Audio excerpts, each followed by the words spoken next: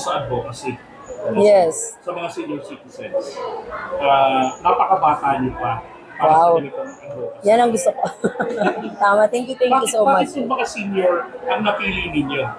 Eh mukhang malayo pa naman po kayo sa senior. Oo nga, nako, thank you so much sa tanong mo. Unang-una, magandang umaga po sa inyong lahat, sa mga nakikinig ngayon, sa mga interesado na malaman bakit ba si Mara Tamundong ay naging isang senior citizen advocate. Number one, dahil ako ay isang magulang na rin at may mga magulang pa, naramdaman ko yung pag-ulila, yung pangungulila ng mga senior citizen natin. Dahil mula nung 2022 na ako ay bumababa sa bawat barangay, doon ko na-feel yung mga senior natin na malungkot. Naramdaman ko na parang may kulang sa kanila kasi nag-outreach program ako sa mga kabataan na kung saan nagbibigay ako ng konting entertainment, nagpapakain ng Jollibee. So, doon nakita ko yung naging reaksyon ng mga senior natin na parang malungkot sila, yun pala, dahil sa matagal na panahon, hindi sila nabigyan talaga ng atensyon. So, nung nakita ko na ang mga senior natin, kinailangan talaga nating talingain, agad right away, in-snap, talagang nagdesisyon ako na tulungan ng mga senior citizen. At doon ko naramdaman yung pagiging isang magulang ko rin at the same time, na paano kaya pag naging senior citizen din ako, ganito rin ba yung mararamdaman ko? So doon pa lang, binigyan ko na talaga ng kasagutan at aksyon na magkaroon din ng pakiramdam yung mga senior natin ng pagmamahal mula sa atin. Sabi nga nila, bata pa raw ako, pero bakit natutukan ko ang mga senior? Siyempre naman, bago ako lumaki ng ganito, ang nag-alaga sa akin ay aking mga magulang, katuwang aking lolo at lola. So ito rin yung paraan ko para sa akin na ibinigay ng Panginoon na balikan ko rin sila at kalingain at mahalin. So dito nag-umpisa lahat ng pagtutok ko na matulungan ang lahat ng mga senior citizen dahil naniniwala po ako na kahit na narating na nila ang lahat, na napagdaanan nila lahat, nalagpasan nila lahat ng mga suliranin at mga problema, pero kailangan pa rin nila tayo. Kailangan pa rin nila ng anak na magkakalinga sa kanila at magmamahal. At dito inumpisahan ko po yung pagmamahal at pagkakalinga sa ating mga senior citizen. So bukod po sa naranasan niyo yan na nakita niyo, kasi ako kanina naisip ko, sabi ko, halos malaprinsesa na po kayo, di ba? At saka yung nag-background checking po kami, hindi naman talaga namin nakita na kumbaga nakaranas kayo ng kahirapan. Pero sabi niyo po kanina, kayo po ay nakita niyo yung sarili niyo bilang isang anak na pagdating ng panahon ay mapupunta rin po kayo bilang senior. Yes, tama. So yun po yung talagang nakikita niyo na... Yes, yun talaga. Kasi ako sa tagal ko na rin buhay sa mundo, 46 years old na ako, 46 years na. Wala pa ako nasaksihan na meron man lang kumalinga sa kanila na tumutok. Kasi normally, ako nung bata pa ako, kapag merong mga nag-outreach sa mga barangay o sa mga lugar, di ba, ang kadalasan talaga tinuturukan mga kabataan, nagpapakain. Pero sabi ko, bakit kaya hindi natin to gawin sa ating mga senior? Hindi naman porket sila ay senior na, parang okay na sila dahil nag-senior na sila. Hindi, kundi kabaliktaran. Kailangan masigit nilang maramdaman na sila ay mahalaga at nagkaroon ng malaking kontribusyon sa ating gobyerno na dapat lang tayo bilang isang anak, bilang isang tao, mahalin din natin sila pabalik. So, itong ganitong klaseng, itong ginagawa ninyo, isang sakripisyo ka? Actually, mahirap kasi sabing sakripisyo, pero more on sa pagmamahal ko sa mga senior talaga. Kumbaga, hindi ko na iniinda yung pagod ko, yung hirap, lahat.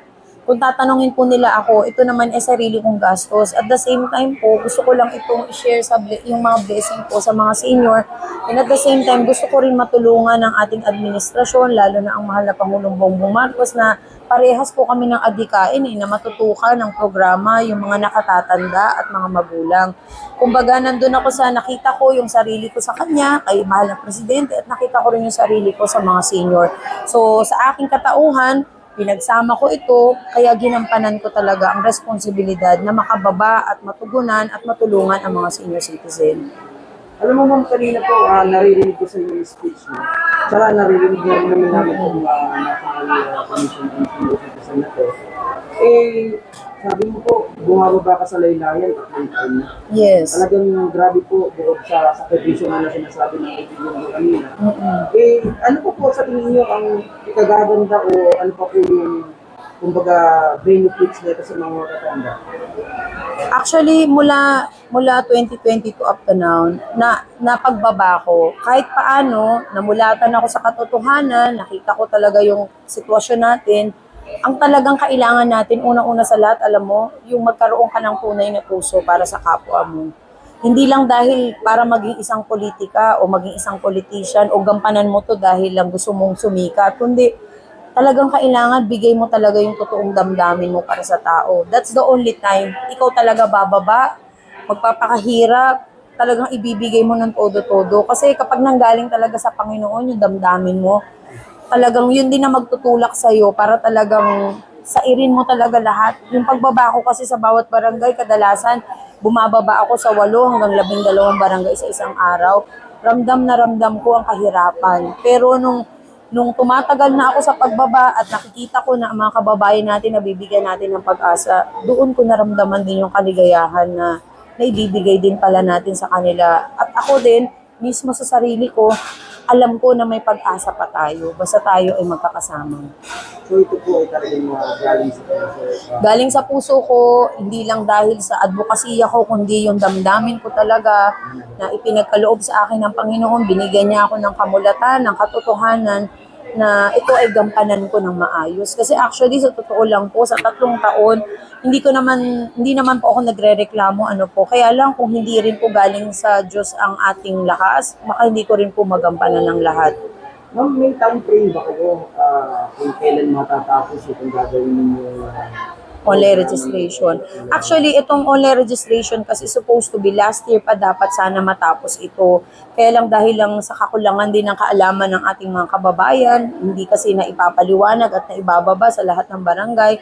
Kaya medyo nagkaroon ng extension for this year. Sana matapos ang lahat, ang kabuuan ng Pilipinas, yung 12 million mahigit na mga senior citizen ay marehistro natin dahil nandito na po yung budget na ibinaba ng mahal na Pangulong Bongbong Marcos, yung 43 billion pesos na mailipat na sa NCSC para naman magampanan niya na yung pagbibigay ng mga health insurance sa ating mga senior citizen. At least, sana bago matapos itong taon, magampanan na lahat dahil nandito na nakaumang na kumbaga yung programa. Ang kailangan na lang po yung mga pangalan ng mga senior citizen natin na talagang kailangan po ng programa. Actually po, yung online registration, tinututukan namin ng face-to-face para talagang maging secure din na ang magre-rehistro dito ay talagang mga senior citizen na sila ang dapat makatanggap ditong mga benepisyo na ito. Ano po ba yung kaibahan nito dun sa dati na ang mga senior ay nakahalo po dun sa listahan, di ba? DSWD po. Yes. Na ngayon ay hiniwalay na papunta sa NCSC. Actually, ang dahilan din ng ating gobyerno kung bakit, kasi ang DSWD malaki ang coverage. Kumbaga, nandyan yung kabataan, yung single parents, yung pagtulong sa mga kapuspalad natin. So, kaya nag-create ng sariling ahensya ang senior citizen para meron din tututok talaga sa kanila. Kasi sa dami rin ng senior citizen na programa, katulad niya, number 1, yung sa health nila, pangalawa sa livelihood. So at least kung ito, mailipat talaga sa NCSC, yung mismong National Commission, matututukan nila talaga yung pamamahala at pagbibigay ng mga benepisyo. Sa DSWD kasi overloaded na sila kumbaga sa dumadami population natin, di ba? So lumalaki yung coverage. Ang maganda lang dito, mababawasan din yung kanilang mga tinututukan. Matututukan na nila ngayon yung ibang mas mahalaga like yung sa mga kabataan, yung pagtulong natin doon sa mga kapuspalad natin. So, at least magkakaroon ng segregation, matututukan na nila bawat talagang programang ibibigay natin.